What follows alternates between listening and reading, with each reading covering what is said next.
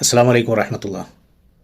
89 കാലഘട്ടത്തിൽ കമ്മ്യൂണിസ്റ്റുകാരുടെയും ലീഗ് വിരുദ്ധരുടെയും സഹായം ഉപയോഗപ്പെടുത്തി സമസ്തയുടെ മഹല്ലുകളും പള്ളികളും മദ്രസകളും പിടിച്ചെടുക്കുവാനും വീതം വെപ്പിച്ചെടുക്കുവാനും കാന്തപുരവും കിങ്കരന്മാരും ഒരുമ്പെട്ടിറങ്ങിയപ്പോൾ അതിനെതിരെ നെഞ്ചും വിരിച്ച് മുന്നിൽ നിന്നുകൊണ്ട് ബഹുഭൂരിഭാഗം മഹല്ലുകളും പള്ളികളും മദ്രസകളും സമസ്തക്കൊപ്പം തന്നെ നിലനിർത്തിക്കൊണ്ടുപോവാൻ ഇന്ത്യൻ യൂണിയൻ മുസ്ലിം ലീഗ് പാർട്ടിയെയും സമസ്ത കേരള ജമിയത്തുൽ ഉലമ എന്ന മഹിതമായ ആശയ ആദർശത്തെയും ആ സംഘടനയെയും അതിന് നേതൃത്വം കൊടുക്കുന്നവരുടെ വലുപ്പ ചെറുപ്പം നോക്കാതെ ആ ആശയധാരകളെ ഹൃദയത്തിൽ സൂക്ഷിക്കുന്നത് കൊണ്ടായിരുന്നു അതിനെയൊക്കെ നേരിട്ട് ചെറുത്തു തോൽപ്പിക്കാൻ മുന്നിൽ നിന്നത്.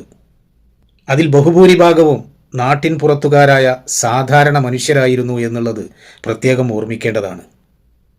എന്നാൽ പ്രായമാവും തോറും ചില ആളുകൾക്ക് അതൊക്കെ മറവി രോഗത്താൽ മറന്നുപോയേക്കാം.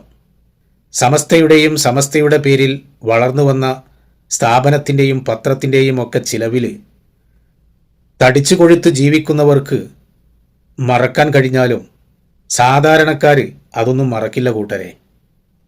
അത്തരം ഫിത്നയാക്കൾക്കെതിരെ സാധാരണക്കാരായ മനുഷ്യർ ഇന്നത്തെ നിങ്ങൾ കാട്ടിക്കൂട്ടുന്ന ഈ പേക്കൂത്തുകൾ കാണുമ്പോൾ അവരുടെ ഹൃദയം പൊട്ടി അവർ പ്രതികരിക്കാൻ ഇറങ്ങിയാൽ 89 കാലത്ത് എങ്ങനെ പ്രതികരിച്ചോ അതുപോലെ പ്രതികരിക്കാൻ തുടങ്ങിയാൽ ഏത് വലിയ മരമായാലും കടപുഴകി നിലത്തമരും എന്ന ഓർമ്മയുണ്ടാവുന്നത് നല്ലതാണ്. ഒരു മാനേജ്മെൻറ്റ് നടത്തുന്ന ഒരു സ്ഥാപനം, ആ സ്ഥാപനത്തിൽ ഒരാളെ എടുക്കാനും നിലവിലുള്ള ആളെ മാറ്റണമെങ്കിൽ മാറ്റാനും ആ മാനേജ്മെൻറ്റിന് അധികാരമുണ്ടാവും. അങ്ങനെ ചെയ്യുന്നതിന് കാരണങ്ങളും ഉണ്ടാകും. അങ്ങനെ ചെയ്യുന്നതിൽ ഒരു പക്ഷേ പ്രതിഷേധങ്ങളൊക്കെ ചിലർക്ക് മാനസികമായി ഉണ്ടാവാൻ ഇടയുണ്ടെങ്കിലും അത് രേഖപ്പെടുത്തേണ്ട ഇടത്ത് രേഖപ്പെടുത്തുക, അതാണ് വേണ്ടത്. അല്ലാതെ അതിന് പ്രചരണം നൽകി നാടൊട്ടുക്കും നോട്ടീസ് അടിച്ചിറക്കി അതിന് സംസ്ഥാന സമ്മേളനം നടത്തി നിലനിൽക്കുന്ന വിഭാഗീയതയിൽ പിന്നെയും മുളകരച്ച് തേച്ച് പിടിപ്പിക്കുകയല്ല വേണ്ടത്.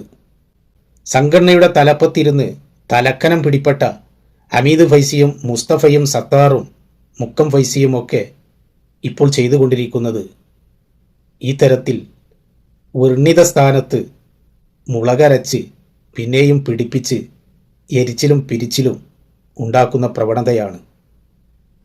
അത് സമൂഹത്തിനും സമുദായത്തിനും സംഘടനക്കും ഗുണകരമാണോ എന്ന് ഒരു ദിവസമെങ്കിലും ഹൃദയത്തിൽ തൊട്ട് ചിന്തിക്കുന്നത് നല്ലതാണ്.